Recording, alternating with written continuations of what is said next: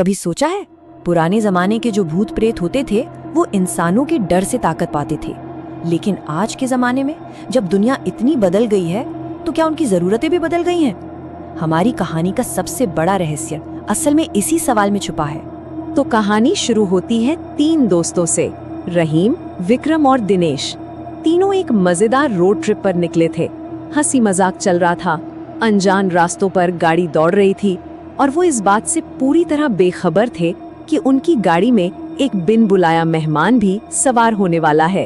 तो होता ये है कि सफर के बीच में वो एक सुनसान से पेट्रोल पंप पर रुकते हैं, पेट्रोल भरवाते हैं और आगे निकल जाते हैं। लेकिन उन्हें जरा भी अंदाजा नहीं था कि उसी पंप पर एक काला साया उनकी गाड़ी के डिग्गी में छिपकर उनके साथ हो लिया था। और यहीं से जाल बिछना शुरू होता है। जैसे ही वो एक पुरानी डरावनी सी हवेली के पास से गुजरते हैं, उनकी गाड़ी अचानक बंद पड़ जाती है। ये कोई इत्तेफाक नहीं था, नहीं, ये एक सोची समझी चाल थी। और यहीं पर कहानी में एक बहुत ही अजीब मोड़ आता है। जब रहीम इंजन चेक कर रहा होता है ना, तो कोई चुपके से उनकी गाड़ी का पेट्रोल निकाल रहा होता है। ये कोई आम भूत नहीं था, ये एक चोर था, पेट्रोल चोर।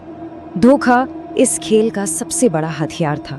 एक तरफ उनके सामने एक खूबसूरत और बड़ी ही मासूम सी औरत मदद के लिए आती है, और दूसरी तरफ उस खूबसूरती के पीछे छिपा था एक ऐसा भयानक चेहरा जिसकी वो कल्पना भी नहीं कर सकते थे।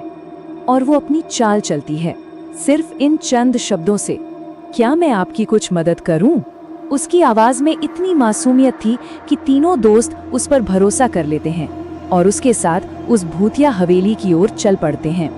हवेली के अंदर पहुंचते ही वो औरत एक खेल खेलने को कहती है, लुका छिपी।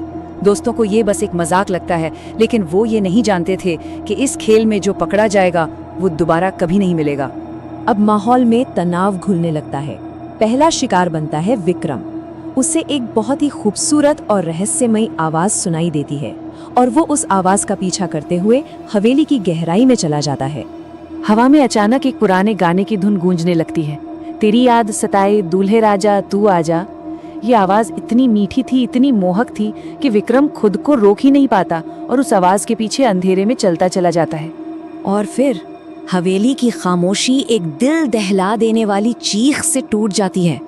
जैसे ही विक्रम उस आवाज तक पहुंचता है, खूबसूरत औरत का नकाब उतर जाता है और सामने होती है मौत। खेल का पहला शिकार मिल चुका था। सब कुछ बहुत तेजी से होता है।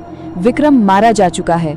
रहीम चीख सुनकर उस तरफ भागता है, लेकिन इससे पहले कि वो कुछ भी समझ पाता, वो चुड़ैल पीछे से उस पर भी हमला कर देती है। अब बचा था सिर्फ दिनेश, जो एक कोने में छिपा हुआ कांप रहा था। उसने अपनी आंखों से उस चुड़ैल का असली भयानक रूप देख लिया था। वो समझ गया था कि वो मौत के साथ लुका छिपी खेल रहा है। और अब कहानी का सबसे हैरान करने वाला सच सामने आने वाला था। दिनेश किसी तरह अपनी जान बचाकर हवेली से बाहर भागा और कांपते हाथों से गाड़ी स्टार्ट करने की कोशिश करने लगा, लेकिन गाड़ी स्टार्ट नहीं हुई।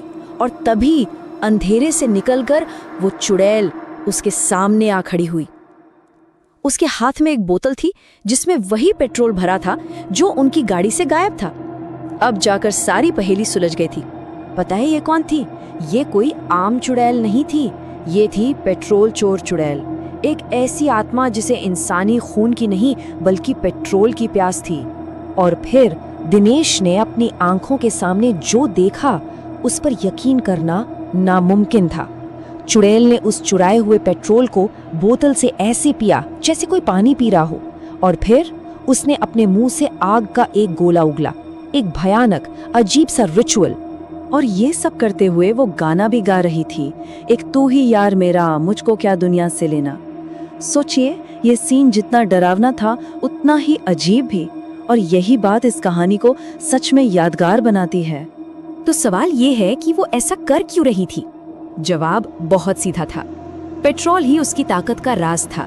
इसके बिना वो बस एक कमजोर साया बनकर रह जाती। जैसे ही चुड़ैल आग उगलने में बिजी हुई, दिनेश को एक मौका मिल गया। उसने पीछे मुड़कर नहीं देखा और अंधेरे जंगल में दौड़ लगा दी, अपनी जिंदगी की सबसे तेज दौड़। दिनेश किसी तरह घर तो पहुंच गया, लेकिन उसके अंदर का जो इंसान था वो शायद उसी हवेली में मर चुका था। वो उस भयानक रात का अकेला गवाह था, एक ऐसी कहानी के साथ जिसे शायद ही कोई कभी मानेगा।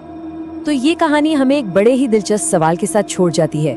अगर पुरानी कहानियों के ये राक्षस आज के दुनिया के हिसाब से खुद को ढाल रहे हैं, तो अगली किस चीज के लिए तरस रहे होंगे? इस पर जरूर सोचिएगा।